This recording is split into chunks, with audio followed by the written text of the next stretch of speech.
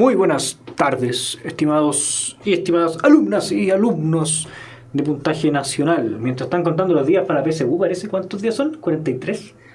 No, para el 18 de septiembre, eso, ¿no? ¿O no? No estoy mal con la fecha. Pero hoy veremos gestación. En realidad vamos a terminar de hablar de reproducción y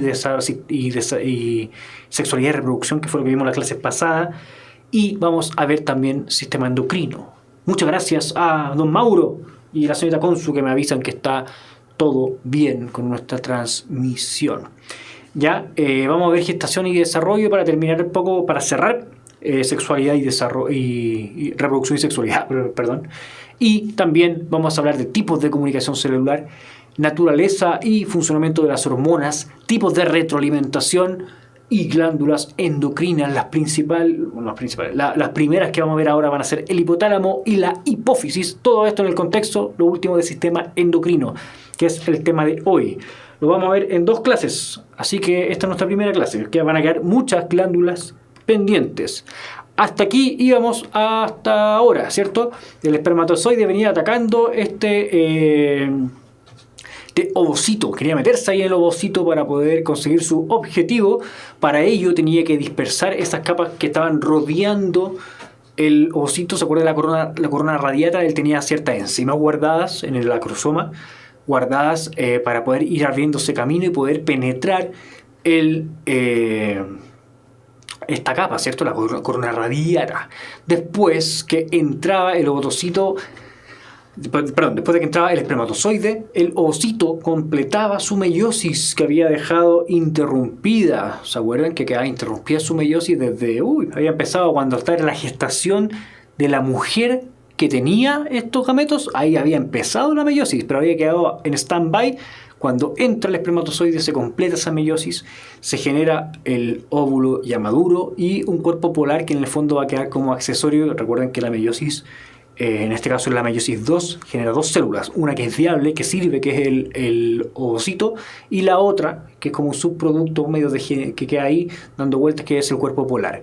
Posteriormente se unen los pronúcleos del espermatozoide y el óvulo, produciendo un cigoto que vuelve a ser diploide. ¿Qué significa eso? Que ya es un organismo, por muy chiquiturri que sea, que tiene todo el material genético para poder expresar las características humanas. ¿Ya? Por favor, no interpreten eso como algún tipo de opinión pro o en contra del aborto. Yo, mi opinión, me la reservo siempre que hago estas clases, pero esos son datos. Las membranas que se van a desarrollar alrededor de este embrión van a secretar una hormona muy famosa que se llama gonadotropina coriónica humana, la GCH, que es una hormona peptídica. Lo vamos a ver más adelante qué significa eso, que va a enviar señales al cuerpo lúteo, que recuerden que es lo que quedó de folículo, para que en el fondo siga funcionando. Le dice, quédate ahí, te necesitamos todavía. Si es que esa señal no existiera, el cuerpo lúteo se iría degenerando y en el fondo volvería a ocurrir el ciclo, pararía la secreción de progesterona, el endometrio se caería y volvería a empezar la menstruación y volvería a andar todo de nuevo. Pero aquí, en el fondo, este cuerpo lúteo recibe esta señal que le dice, no, quédate ahí, aguanta un poco porque estamos en presencia de una fecundación. Es esa hormona, la gonadotropina coriónica humana, la que detectan los test de embarazo. ¿Ya? Los test de embarazo no funcionan mágicamente. Lo que hacen es reaccionar en caso que esté presente esa hormona. Si no está presente, no es porque no hay embarazo, y si es que está presente, en el fondo indica que ya se formó este corión, que en el fondo es lo que está rodeando este embrión. ¿Ya? Por eso el test de embarazo tampoco funciona el primer día inmediatamente de que hubo fecundación. Tiene que formarse esto primero. La concentración de estrógeno y progesterona va a permanecer alta durante todo el embarazo. Recuerden que lo normal en un ciclo donde no había fecundación era que la concentración de estrógeno se disparara y después bajara abruptamente, y que la de progesterona se mantuviera después de la ovulación y después volviera a bajar al final del ciclo. En este caso, si es que hay embarazo, si es que hay fecundación, se van a mantener estos 2 niveles arriba. Por eso las mujeres se ponen muy sensibles quizás cuando están embarazadas. No es para menos los cambios fisiológicos que están ocurriendo dentro de su cuerpo. Durante los 2 primeros meses, el cuerpo lúteo lo que va a hacer es secretar la progesterona y el estrógeno para mantener esos niveles altos. Recuerden que están cumpliendo una función. La progesterona está manteniendo o mantuvo el endometrio ahí para poder en el fondo darle y nutrir a este cigoto. Pero eso no va a ser para siempre así, no va a ser el cuerpo lúteo el que va a mantener ese rol para siempre. Durante ese tiempo, las membranas que rodean al embrión junto con el tejido uterino van a formar la placenta, que va a ser un órgano de intercambio entre la madre y el embrión. Por ahí se van a intercambiar nutrientes, gases. Recuerden que la sangre nuestra va transportando gases, hemoglobina que lleva oxígeno, que es el que nosotros ocupamos para poder hacer nuestra respiración celular y así generar energía y sobrevivir. Nosotros sacamos ese oxígeno de los pulmones, entra por nuestra boca, baja, llega a los pulmones intercambian y lo inyectan a la sangre. En el caso que este bichito, no, y de hecho es el caso que sus pulmones todavía no están funcionando, necesita sacar el oxígeno de otro lado. Entonces lo que hace este órgano, que es la placenta, es permitir el intercambio, por ejemplo, de estos componentes entre la madre la que alimenta de todo lo que necesita a este individuo. Ya para la 10ª semana de embarazo, esta secreción de la gonadotropina coriónica humana disminuye, el cuerpo lúteo se empieza a deteriorar y va a ser la placenta, este órgano que se generó, el que se va a encargar de secretar las hormonas que antes secretaba el cuerpo lúteo. ¿Ya? Entonces, por ahí Alberto hace una pregunta súper buena de los test de embarazo. Los test de embarazo de los que yo hablo es los que se hacen en orina. Los que se hacen en la sangre, es buena pregunta. Es muy buena su pregunta. Tengo que reconocer que no lo sé. Yo, hasta el día de hoy no me ha tocado hacerme un test de embarazo, pero desconozco, ignoro completamente si es que funcionan bajo el mismo mecanismo. Me da la impresión que sí. Pero tengo que ser responsable y buscarlo para poder responder eso. Poco después de la fecundación, el cigoto va a experimentar una fase que se llama segmentación, que es una fase de divisiones. Y yo cuestiono ahí la fuente de esto. Yo me inclino porque son divisiones mitóticas, de mitosis, donde no va a crecer todo este cuerpo celular, pero sí va a ocurrir un aumento en el número de células, ¿ya? Aunque, como ya les decía, aunque el número de células aumenta, el embrión de por sí no va a crecer de tamaño porque cada una de estas células va a ocupar menos espacio. Se van a ir acomodando en su primera etapa todas estas células en el mismo espacio. Después, el cigoto se va a dividir inicialmente, bueno, en el fondo, lo que les decía, lo mismo. A partir de una célula que tiene el cigoto, se va a dividir para formar un ente bicelular o 2 células en el mismo espacio. Posteriormente, esas 2 células se dividen y forman 4. Esas 4 se dividen y así va a seguir ese proceso. Eso confirma lo que yo les estoy diciendo, que estas son divisiones provocadas por mitosis, ¿ya? Así que hay un error aquí en el libro donde saqué esto. Vamos a avisarle a los señores de la editorial. A la editorial que le pirateé el libro. Posteriormente se van a ir dividiendo cada vez más de forma exponencial estas células. Teníamos una primera etapa, que era la etapa donde ocurría la segmentación, y se va a formar una mórula, que una mórula es un conjunto de varias células que son todas iguales y parecen una mora, porque no sé si han visto una mora que tiene como una pelotita que adentro tiene más pelotitas. En el fondo por eso se llama mórula, que es la primera etapa donde tenemos como 16 a 32 células que son todas iguales. Luego de la mórula hay divisiones repetidas que siguen aumentando el número de células, pero estas células en esta etapa distinta le vamos a llamar blastómeros, porque van a ser estas células las que forman un blastocito. La diferencia entre el blastocito y las etapas anteriores es que en el blastocito nosotros ya empezamos a distinguir células distintas o células que cumplen distintas funciones. Aun cuando no es tan complejo como los miles de tipos de células que tenemos nosotros en nuestro organismo, ya tenemos células que no son todas iguales. De hecho, en algún momento entre 64 y varios cientos de blastómeros se forma esta blástula, que suele ser una bola hueca con una cavidad de líquido que se llama blastocele. Pero aún así tenemos este trofoectodermo y una capa que es más externa, ¿ya? En el fondo lo que me importa de esto es que en esta etapa ya tenemos células que se empiezan a diferenciar, y ese concepto es muy importante porque además de ser pluricelulares perdón, además de estar compuestos de muchas células, nosotros tenemos una variedad de células que es la que genera que nosotros seamos organismos complejos o que nos queramos complejos.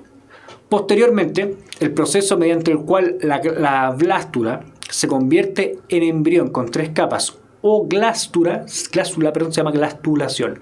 Lo que ocurre en la glastulación es que se generan ya grupos de células que cada uno va a tener caracterizado su destino dentro del futuro organismo. Existen 3 capas germinales distintas o de tejido embriónico que van a ser la capa exterior, que se va a llamar ectodermo, el endodermo, que es una capa interior, y el mesodermo, que está entre medio de estas dos. Las células que van a estar en el ectodermo van a tener una función clara en el individuo que se va a generar, las del endodermo también y las del mesodermo también. Ya, eso es súper importante porque, de hecho, apareció en su libro de segundo medio, si no me equivoco, segundo medio.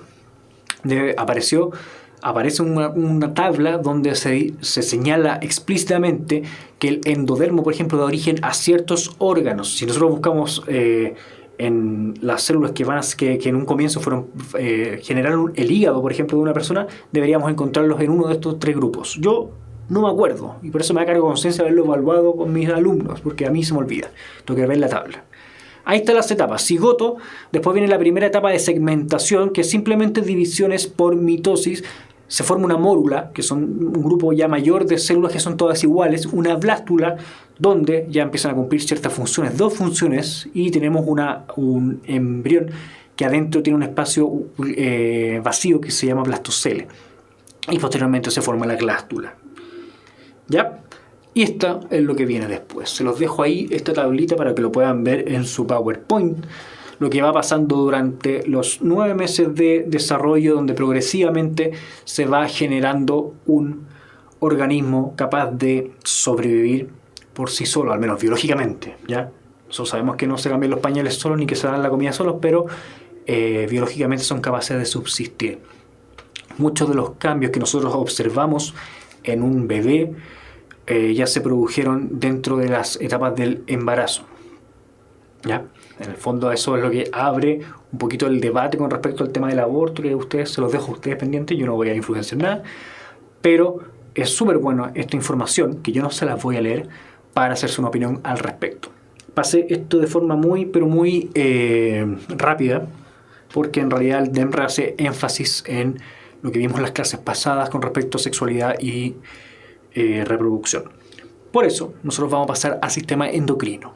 Sistema endocrino es en el fondo todo un tipo de sistema de comunicación entre células. Se puede vincular directamente con otros procesos o otros temas que son parte de nuestra PCU, como por ejemplo la homeostasis, o por ejemplo con sexualidad y reproducción. ¿Ya? Siempre puede estar vinculado a otro tema, pero es muy importante como tópico el sistema endocrino. Existen diferentes formas mediante las cuales las células se comunican. Por ejemplo, la comunicación que hay entre 2 células nerviosas, que es mediante sinapsis, o la comunicación neuronal del sistema nervioso. Otro tipo de forma son las hormonas, que en el fondo son parte del sistema endocrino. Las hormonas son mensajeros químicos que pueden tener distinta naturaleza química, como por ejemplo ser peptídico o estar generado por aminoácidos, o de origen lipídico, que pueden derivar de moléculas que son de origen lipídico, como por ejemplo el colesterol, que lo hemos visto y lo mencionamos en la primera clase. Estas hormonas pueden influir en la actividad celular de una determinada localización, es decir, que pueden controlar a otras, pueden controlar células en distintas ubicaciones dentro del cuerpo. Recuerden que yo les decía, el cuerpo tiene muchas células, pero además células de mucha variedad, y que para el tamaño de ellas están muy alejadas unas de otras. Entonces, un mensajero químico es muy útil para poder comunicar o darle órdenes a otra célula para indicar su funcionamiento. El otro grupo de mensajeros que existen en el organismo son los neurotransmisores, que pertenecen al sistema nervioso y a los cuales les vamos a dedicar una clase en el módulo electivo.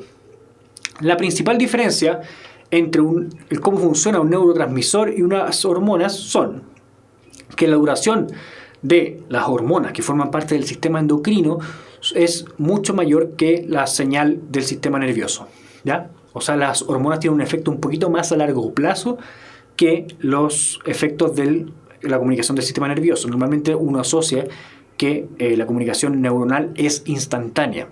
Por lo mismo, la rapidez de la respuesta del sistema endocrino es mucho más lenta que la del sistema nervioso, porque recuerden que la sinapsis es prácticamente instantánea. Las hormonas pueden viajar a varios lugares muy alejados de su origen y no así los neurotransmisores. Los neurotransmisores ejercen un rol normalmente entre dos células que están o que son vecinas, mientras que las hormonas pueden enviar señales mucho más largas. Las hormonas son sintetizadas en células que son parte de órganos llamados glándulas endocrinas. Las glándulas endocrinas entonces van a ser aquellas que van a generar hormonas. Existen distintos tipos de glándulas, no solamente las endocrinas. Las glándulas endocrinas, lo que caracteriza a la comunicación endocrina es esta palabra clave: la sangre.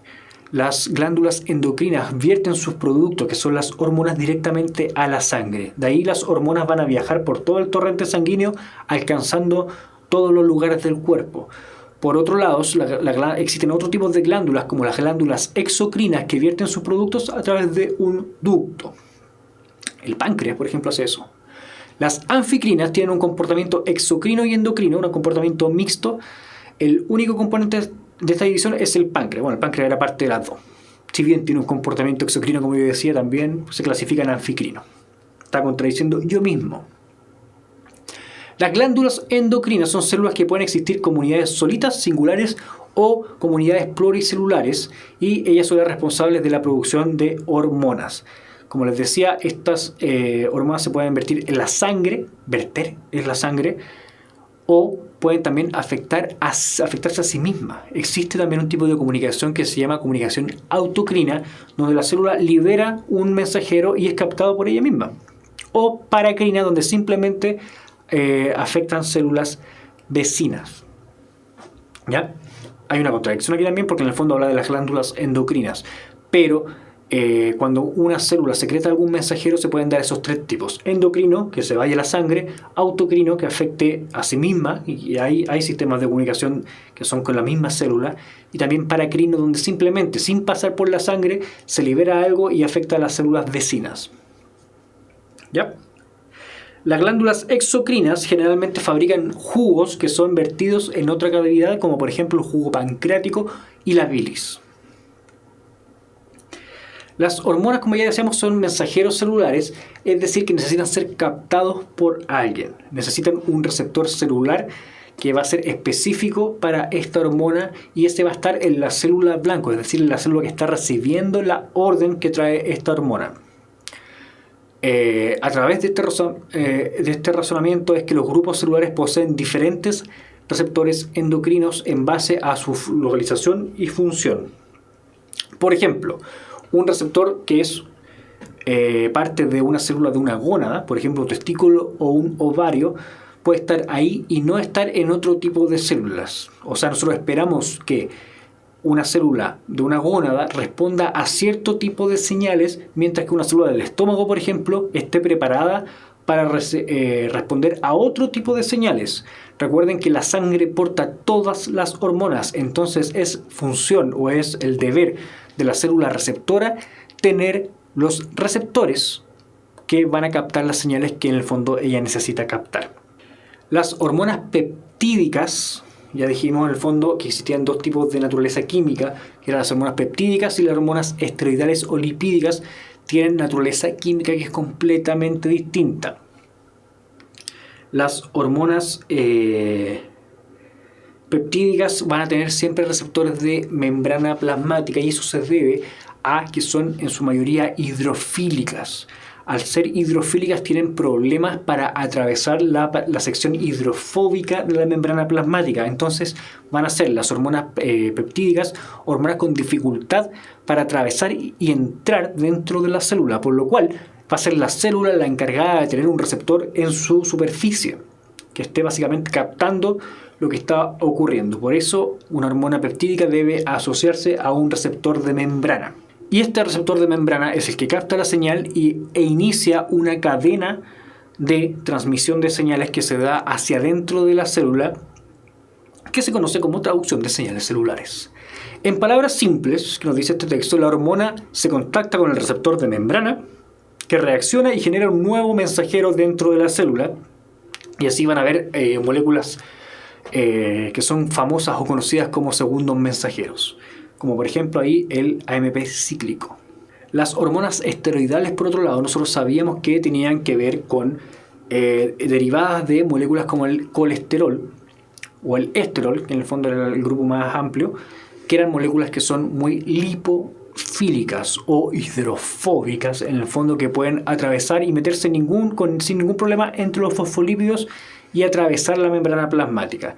Entonces, si es que ellos tienen la capacidad de atravesar la membrana plasmática, su receptor puede estar perfectamente dentro de la célula. Entonces, para fines de PSU es un muy buen consejo que nosotros asociemos directamente hormona peptídica como con un receptor extracelular o de membrana, y hormona esteroidal o hormona lipofílica. Por ejemplo, ahí tenemos las hormonas tiroideas, las que derivan de la tiroide, y esas van a tener su receptor intracelular, porque no hay ningún problema en que ellas mismas atraviesen la membrana plasmática. La bilis es una sustancia que se libera para poder ayudar a la digestión de los alimentos. Recuerden que los alimentos son tratados de distintas formas para poder ir rompiendo los macronutrientes, o las moléculas muy grandes que nos sirven por sí solas, necesitan ser rotas, y uno de sus formas de romper es, primero ir cambiando los pHs, ¿ya? Usar un pH ácido y uno muy básico después para ir rompiendo las moléculas, y también ocupar ciertas proteínas que van rompiendo también moléculas, ¿ya? La bilis es uno de los componentes del sistema digestivo que ayuda a esa función, que le respondo a Mauro en el chat. Las hormonas actúan directamente en el núcleo. Aquí estamos hablando, de las hormonas que son lipofílicas, ¿cierto? Esteroidales o lipídicas, ya esas que pueden entrar directamente en la célula y pueden ir a meterse directo al núcleo y estimular la síntesis de algunas proteínas que van a afectar la actividad de la célula. Pueden ir a mediar directamente uniéndose a algún complejo a el ADN. Cuando yo les pasaba esa clase, ¿se acuerdan cuando a principio de nuestro módulo común yo les pasaba una clase de expresión del ADN? Cómo se expresaban y se generaban proteínas, y ustedes me decían, pero esta cuestión es delictivo. Bueno, aquí es donde estamos influyendo y directamente actuando sobre ese sistema. Por eso es muy importante que se entienda eso antes de ver qué son este tipo de hormonas. Hay hormonas que directamente pueden influir en cómo se va a transcribir un gen y cómo se van a expresar ciertas proteínas, y de esa manera se controla el funcionamiento de la célula al ir controlando también las proteínas que estaba generando. Existen otras moléculas que actúan de forma muy similar a las hormonas sin ser necesariamente hormonas, como por ejemplo neuropéptidos o prostaglandinas. Los neuropéptidos son hormonas que genera el sistema nervioso para controlar la actividad de ciertos territorios, como por ejemplo las endorfinas, que van a regular el dolor y las emociones. Hay neuropéptidos también que controlan la saciedad y la forma en la cual nosotros comemos, ¿cierto? O el apetito que nosotros tenemos, ¿ya? Neuropéptido I, por ejemplo, se ha investigado mucho con respecto a él y cómo va controlando en el fondo la capacidad de sentir el deseo de alimentarse. Las prostaglandinas, por otro lado, son otro tipo de moléculas que cumplen funciones similares a las hormonas y que derivan de una molécula general que se llama ácido araquidónico, que va a ser un ácido graso perteneciente al conjunto de los omega 3. Es muy interesante esto, que hay una enzima que se llama ciclooxigenasa 1 o la COX-1, que es la encargada de convertir esta molécula primordial, en el fondo la que antecedía, que es el ácido araquidónico, en las prostaglandinas. Las prostaglandinas tienen que ver con la señalización del dolor y la señalización de la inflamación, ¿ya? Entonces se necesitan las prostaglandinas para que uno sienta dolor y sienta inflamación. Entonces hace mucho sentido pensar que esa enzima que genera las prostaglandinas, que es la COX-1, es la que atacan muchos de nuestros fármacos que ocupamos cotidianamente. El paracetamol es un inhibidor de la COX-1. El ibuprofeno ataca ahí. Entonces lo que hacen en el fondo es decir, paremos un poquito las prostaglandinas, que para aliviar un poco el dolor y aliviar un poco la inflamación a veces. ¿Ya? Es un tema esto porque por algo está este sistema ahí. Por algo nosotros tenemos prostaglandinas que nos avisan del dolor. Nosotros cuando estamos tomando algún tipo de analgésico como esos, en realidad lo único que estamos haciendo es frenar la generación de prostaglandinas y frenar la señal de dolor. Algo que es muy importante, que habíamos hablado un poquito en las clases pasadas, es cómo se controla la liberación de las hormonas. Nosotros también ya hemos visto, anticipamos en la clase pasada, que tenemos un sistema, tenemos ejes endocrinos, ¿ya? Normalmente tenemos un eje o un sistema mediante el cual se controla la liberación de hormonas, principalmente, y lo que vamos a ver hoy, el hipotálamo es el centro de control del funcionamiento del cuerpo, y él va a avisar a una segunda glándula mediante la liberación de una hormona que libere otra hormona para poder controlar una tercera glándula que va a liberar más hormonas. Eso tiene un fundamento, y es que ese sistema permite que sea controlado y que en el fondo estas glándulas no se manden solas. ¿Y cómo se puede controlar en el fondo esta liberación de hormonas, estas cascadas de liberación de hormonas? Es mediante este autocontrol hormonal que también se conoce como feedback. Es un proceso genérico o una retroalimentación donde el último paso puede controlar al primero. Ya es una de las razones por las cuales se recurren a distintos pasos para terminar liberando un producto que va a cumplir una función. Existen dos tipos de retroalimentación: la negativa y la positiva. La retroalimentación negativa es cuando el producto final, o una hormona que es el final de una vía endocrina, es la que inhibe el primer paso. ¿Ya? Esto impide que esta cuestión se vaya amplificando constantemente. Un ejemplo muy claro es lo que ocurre con las hormonas tiroideas o tiroideas. No sé cuál es la acentuación como vendría siendo ahí. Pero el producto final, la última hormona, aprovecha de avisar, junto con la función que ella cumple, aprovecha de avisarle a el primer integrante de este eje que ya estamos viendo, hormona, tranquilízate, aguantemos un poquito. Entonces esto evita que esto se vaya retroalimentando constantemente y amplificando. A mí me gusta ver esto, no sé si a ustedes les sea conveniente, cuando un micrófono se acopla. No sé si ustedes lo han visto, han escuchado alguna vez cuando un micrófono se acopla y mete esa bulla desagradable. Es porque hay un micrófono que está amplificando algo y ese sonido está saliendo por el parlante. Si ese parlante emite un sonido que vuelve a entrar al micrófono, se vuelve a generar esa amplificación y vuelve cíclicamente hasta que esta cuestión termina en el fondo exigiendo al parlante a dar lo más que puede, y por eso se genera ese ruido tan desagradable. Si no existiera retroalimentación negativa, pasaría lo mismo con las hormonas, ¿ya? Que iría esto cada vez creciendo más, y de hecho ese es el caso de la retroalimentación positiva. En la retroalimentación positiva, la señal, que es la última hormona de esta vía endocrina, le avisa a la primera que siga. Entonces se va amplificando y se genera una amplificación muy grande o muy rápida de la cantidad de hormona. Por supuesto, esto tiene que ser regulado, porque si no, no terminaría nunca de generar hormona a esta vía. Y este tipo de retroalimentación se ocupa en eventos muy puntuales, como por ejemplo en la ovulación, en el ciclo menstrual.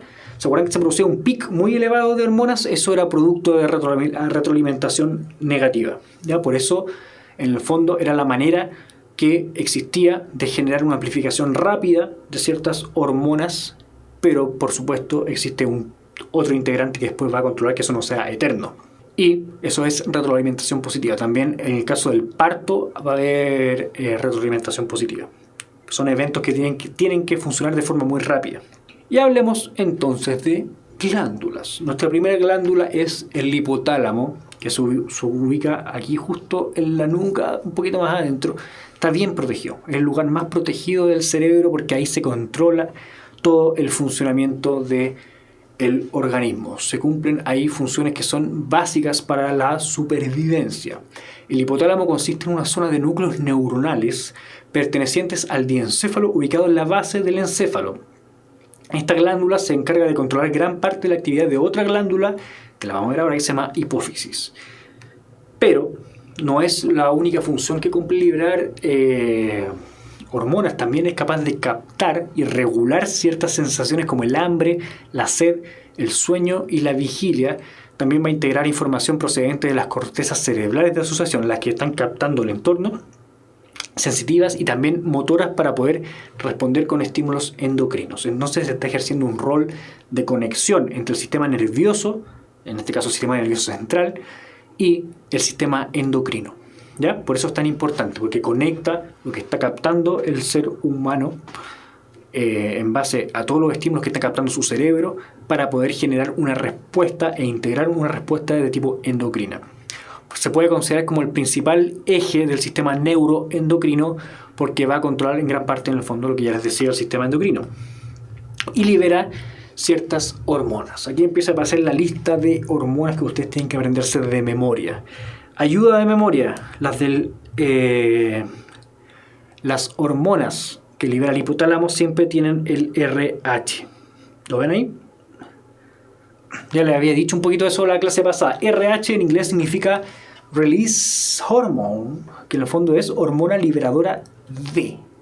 ¿Ya? Por ejemplo, la TRH es la hormona liberadora de tirotropina. La T es de tirotropina, release la R, liberadora, y H es hormona. Entonces, hormona liberadora de tirotropina. Por eso, cada vez que tengamos el RH, vamos a identificar una hormona del hipotálamo. Esa es una ayuda de memoria que yo les doy. Esta hormona es la TRH, es la que va a terminar controlando la función de la glándula tiroides, pero directamente va a influir en la función de la adenohipófisis para que genere una segunda hormona que se llama TSH. Ya, mucho ojo que con el eje que estamos describiendo ya, un eje hipotálamo, el hipotálamo controla la hipófisis y la hipófisis recién en este caso va a controlar a la tiroides, que es la que nos interesa. Lo mismo ocurre con la GnRH o hormona liberadora de gonadotropinas que el hipotálamo va a liberar para que la hipófisis se encargue de generar la LH y la FSH, que es la que nosotros ya vimos, que van a controlar las gónadas y la función en el fondo de liberación de hormonas sexuales en las gónadas. Otra hormona del hipotálamo es la CRH o liberadora de corticotropina, que se encarga de avisarle a la hipófisis para que la hipófisis se le avise a la corteza suprarrenal para después ver unas funciones que vamos a ver en la próxima clase. Y la SRH cumple lo mismo. Le avisa a la hipófisis para que la hipófisis secrete la hormona del crecimiento. También tiene otros factores inhibitorios que es capaz de secretar el hipotálamo que inhiben algunas secreciones adenohipofisiarias como la prolactina y la angiotensina 2. Entonces hablemos un poquito de la hipófisis. La hipófisis es otra glándula, la segunda integrante de este eje hipotálamo-hipófisis. En algunos libros o en algunos lugares van a encontrar la hipófisis con el nombre de pituitaria. Es exactamente lo mismo. Si que alguna vez ven el Dr. House con la traducción en latino, ahí no conocen la palabra hipófisis, pura pituitaria. ¿Ya? Es una pequeña estructura del tamaño de un frijol que se ubica en la base del cerebro en una estructura ósea llamada silla turca del hueso esfenoides, ¿ya? O el que es el hueso un hueso que es parte de la base del cráneo. Como ya les decía, estos lugares, como tienen una importancia tan grande en el funcionamiento normal del organismo, están siempre protegidos en la base del cerebro. Si es que a mí me pegan un combo o un cachamal fuerte, lo que más probable que me hagan daño es en la corteza. Estos lugares están bien escondidos en caso de que nos pase algo. La hipófisis posee dos lóbulos o dos secciones. Uno anterior, que está hacia adelante, que se llama adenohipófisis o hipófisis anterior. Y otro, que es el que está atrás, que se llama neurohipófisis o hipófisis posterior. Es súper importante diferenciar entre los dos. La adenohipófisis tiene un origen diferente al del sistema nervioso por lo cual no está conectado a él, mientras que la neurohipófisis, por algo se llama neurohipófisis, está formada por las terminales axónicas de neuronas que vienen del hipotálamo. Es decir, que las señales que recibe la neurohipófisis son directamente recibidas del sistema nervioso, por lo cual actúa a razón de un reservorio de hormonas hipotalámicas. Y aquí tenemos hormonas que libera la adenohipófisis. ¿Ya? Déjenme ver un poquito el chat. mientras ustedes ven esta tabla, me preguntan si hay que aprenderse esto de memoria. Uy, que tenía harto en el chat. Los AINE, dice don Alberto. Efectivamente, los AINE era lo que hablaba como hace 20 minutos con respecto a los analgésicos no esteroidales, ¿cierto? El ibuprofeno, el paracetamol. Está hablando Enrique de el hipo o hipertiroidismo, si no me equivoco. T3, T4, TSH, no se regula nunca, se genera TSH por hipotiroidismo, está hablando. Y eso se abulta y genera el bocio. Eso que está mencionando ahí don Enrique es lo que vamos a ver en la próxima clase. Aguántenme un poco que vamos a ver la glándula tiroides la próxima clase. ¿La diabetes sirve como ejemplo de retroalimentación positiva? La diabetes no. De hecho, la diabetes es, dependiendo del tipo, el mal funcionamiento de una hormona o la inexistencia de ella, que es la insulina. Lo vamos a ver también en la próxima clase. ¿Las hormonas hay que aprendérselas de memoria? Pregunta don Mauricio. Aquí es donde yo le tengo que decir la verdad. Lamentablemente, sí. Pero no hay que aprendérselos químicamente ni nada. Si, como dice Consu, es su función. Y más que nada saber de dónde vienen. Valentina, si vamos a ver el sistema renina-angiotensina. Con respecto al sistema renal, yo tengo un montón de conflicto. Porque, por lo menos me pasó el año pasado, que yo no lo encontré en ningún lado en el modelo de EMRE. ¿Ya? Aun cuando hay gente que se preocupa mucho del riñón, explícitamente, por lo menos el año pasado, lo voy a ver este año, no aparecía en el modelo de EMRE. Hay mucha gente que estudia cosas de más. A mí me gusta que los alumnos quieran aprender cosas, mientras más aprendan mejor, pero nuestra idea del preuniversitario tenemos que reducirlo lo más posible. ¿Ya? Vamos a verlo. Vamos a hablar del sistema renina-angiotensina, pero en el contexto del sistema renal completo, que es donde es interesante cómo funciona, no sé, lo vamos a ver en la próxima clase, ¿ya? Así que si es que no viene la próxima clase es porque el modelo de EMRE no indicaba que lo hiciéramos. Ya, ahí está el chat respondido. Aquí están las hormonas que sintetiza la adenohipófisis, exclusivamente la parte anterior de la hipófisis. La TSH, que es una hormona tiroestimulante, en la que estimula a la glándula tiroides a que la tiroides secrete sus propias hormonas, ¿ya?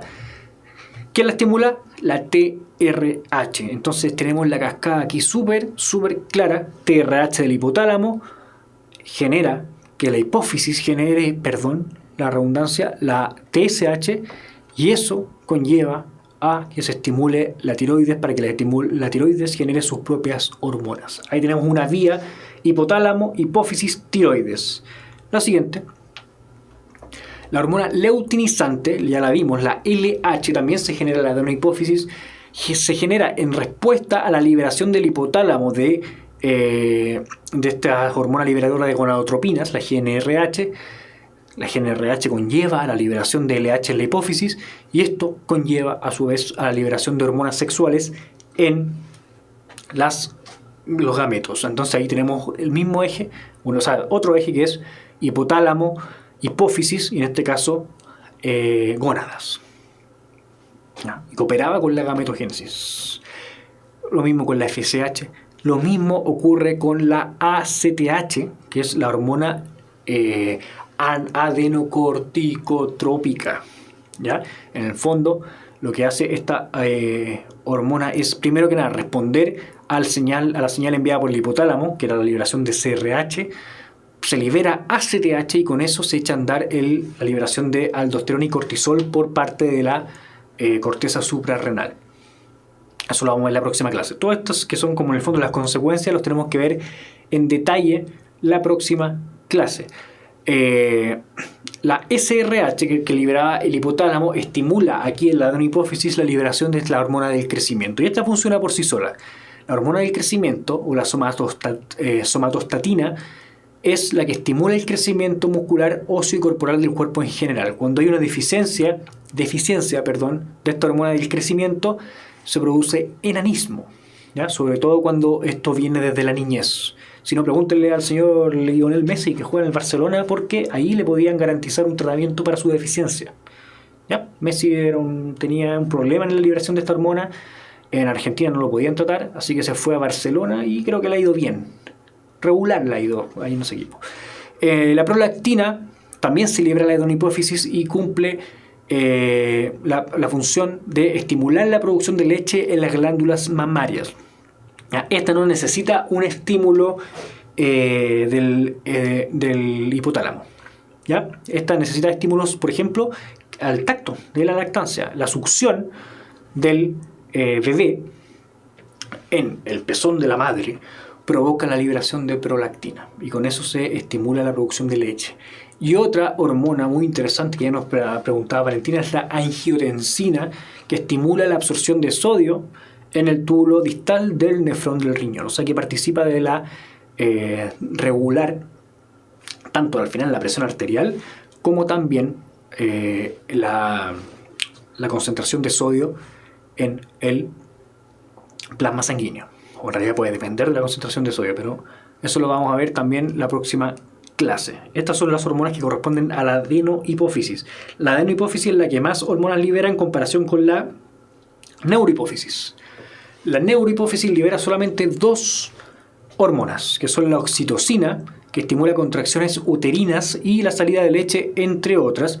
Y de hecho, esta es la que se inyecta cuando se induce el parto. Cuando se induce el parto en una madre que está parturienta, así se llama, feo el nombre, pero parturienta, que está con retraso en el parto y ya es necesario que genere este parto, se le inyecta oxitocina y con eso se estimulan las contracciones uterinas y se induce el parto. Y la otra hormona que libera la neurohipófisis es la hormona antidiurética, que sirve para estimular la expresión de acuaporina 2 y en el fondo generar que el nefrón, la célula del riñón, absorba más agua. En el fondo retenga más agua y haga menos pipí. La resistencia periférica a la insulina, la diabetes mellitus tipo 2 y tipo 1 que nos dice Alberto, lo vamos a ver en la próxima clase. Es súper importante eso en este tópico de regulación endocrina. Vamos a ver las enfermedades en relación a la tiroides, vamos a hablar un poquito de ellas, no demasiado, pero sí, tenemos el hipertiroidismo y el hipotiroidismo que son los que más afectan la función tiroidea o tiroidea, no sé cómo se dice.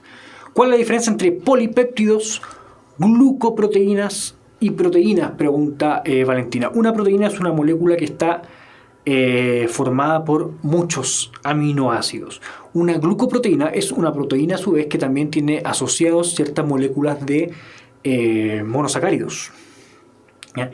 Y los polipéptidos son muchos aminoácidos pero que no son tan grandes como para ser considerados proteínas. ¿Ya? Eso es lo que le puedo responder hasta ahora. Más que nada, polipéptido de proteína es una diferencia de tamaño y glucoproteína es porque es una proteína que además de los aminoácidos tiene asociadas moléculas de naturaleza carbohidrato. ¿Ya? Veamos un par de preguntas. Fome las preguntas de hoy, soy sincero. ¿Cuál de las siguientes afirmaciones con respecto al sistema endocrino es correcta? ¿Todas las hormonas son proteínas? ¿Las hormonas están al final de la cadena de señalización? ¿El hipotálamo vincula al sistema nervioso con el sistema endocrino? ¿El sistema endocrino está construido solamente por hormonas? ¿Y la regulación del sistema endocrino está medida por la retroalimentación positiva? ¿Todas las hormonas son proteínas? ¿Qué me dicen ahí? No, pues. Ya sabíamos que había unas que derivan de la naturaleza del esterol, por ejemplo. Hormonas que son esteroidales, que no tienen nada que ver con las proteínas, así que estamos descartando inmediatamente esa. Alejandra, que gracias a usted por ver esta clase. ¿Las hormonas están al final de la cadena de señalización? No, claro que no. De hecho, nosotros sabemos que una hormona que es de naturaleza peptídica, por ejemplo, que no entra a la célula, es recibida por un receptor, valga la redundancia, y ese receptor tiene que echar a andar una cadena intracelular de señalización para que esta cuestión surta efecto. Entonces la hormona no va a estar al final. De hecho, la hormona lo que va a hacer en ese caso particular es despertar recién una respuesta dentro de la célula. Ahí me están llegando la respuesta que ustedes vieron. Me voy a saltar la que me dijeron. Vamos con la D. ¿El sistema endocrino está construido solamente por hormonas? No. ¿O sí? No. ¿Por qué no? ¿Qué más está construido? Están las glándulas, tenemos neuropéptidos, tenemos prostaglandinas también que los podemos considerar como parte del sistema endocrino. La regulación del sistema endocrino Está medida por retroalimentación positiva, rara vez. Rara vez. Normalmente se regula por retroalimentación negativa. En casos muy particulares donde se necesita amplificar rápidamente una señal, como por ejemplo en el caso de la ovulación, donde el pic de hormona es muy brusco, o en el caso del parto, donde se necesita una liberación de oxitocina que sea gigante, ahí buscamos retroalimentación positiva, pero normalmente se regula por retroalimentación negativa. Así que los que dijeron la letra C estaban correctos. Si no me equivoco, fueron todos. Vamos a mirar acá. ¿Cuántas clases de común quedan? Nos queda sistema endocrino y nos queda herencia. Nos quedan poquitos, como 4. Antes de septiembre ya vamos a estar en electivo. Vamos con la siguiente. ¿Cuál de las siguientes corresponden a formas de comunicación celular? Nerviosa, paracrina y endocrina. ¿Comunicación nerviosa comunica 2 células? Efectivamente, mediante la sinapsis, pero efectivamente son 2 neuronas que se están comunicando, así que va dentro del grupo de comunicación celular. Paracrina era cuando una célula enviaba una señal, pero sin ocupar el torrente sanguíneo. La enviaba al exterior y las células que están ahí alrededor dando vueltas eran las que iban a captar esta señal. Entonces también es un tipo de comunicación celular. Y comunicación endocrina era algo similar, pero se avisaba mediante el torrente sanguíneo. El torrente sanguíneo se ocupaba para poder liberar una señal y que esa señal recorriera todo el cuerpo. Así que en este caso tenemos 1, 2 y 3.